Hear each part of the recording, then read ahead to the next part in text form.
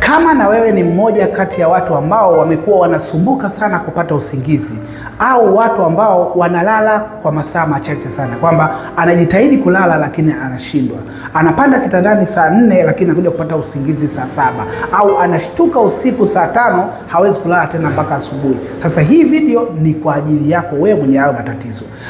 Kawaida matatizo haya yanasababishwa na sababu mbalimbali, lakini mimi nitakutajia sababu 5 ambazo zinasababisha matatizo haya. Sababu ya kwanza ni mabadiliko ya hormones yanasababisha hiyo hali, lakini kitu cha pili ni msongo wa mawazo, pia inachangia mtu kupata matatizo haya ya kukosa usingizi. Kitu cha tatu ni matatizo ya kiafya, na kitu cha 4 ni matumizi ya simu usiku au vifaa vyenye kutoa mwanga kama vile laptop au simu. Lakini kitu cha 5, kulala kwenye chumba ambacho kinakuwa kina mwanga.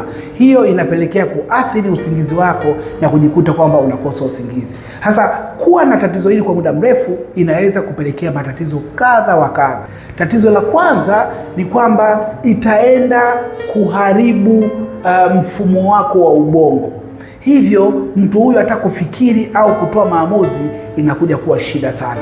Lakini cha pili, inaweza kuathiri ngozi yako na muonekano, kwamba ngozi yako inakuwa inafubaa lakini pia inakuwa haina nuru. Kitu cha tatu, itapunguza kinga zako za mwili. Usingizi ni kitu muhimu sana. Kwa hiyo kadri unavyokuwa haupati usingizi wa kutosha, basi kinga ya mwili inapungua, na kinga ya mwili ikipungua utajikuta unaumwa magonjwa kadha wa kadha. Lakini kitu cha 4 ni kwamba itaenda kufanyisha mwili wako uwe mchovu muda wote. Kwa nini? Kwa sababu wakati wa usiku mwili wetu unakuwa unafanya kama unachajiwa.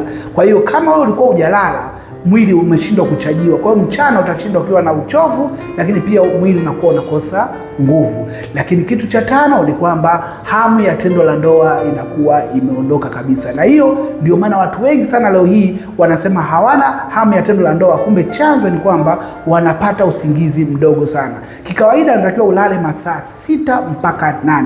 Na usije ukasema kwamba mchana ulilala, mchana ulipumzika, ila usiku ndio unatakiwa ulale. Kwa hiyo wale ambao hawalali usiku pia wanakuwa na hizo changamoto ambazo nimesema. Hasa kama ni mmoja wa watu ambao wana hizo changamoto, kuna kirutubisho ambacho kitakusaidia kuondoa hizo changamoto zote, na utapata usingizi mzuri, utalala kama mtoto mdogo. So kama wewe ni mmoja wa watu ambao wanasumbuliwa na hiyo shida, chukua namba yangu, nipigie niweze kukusaidia.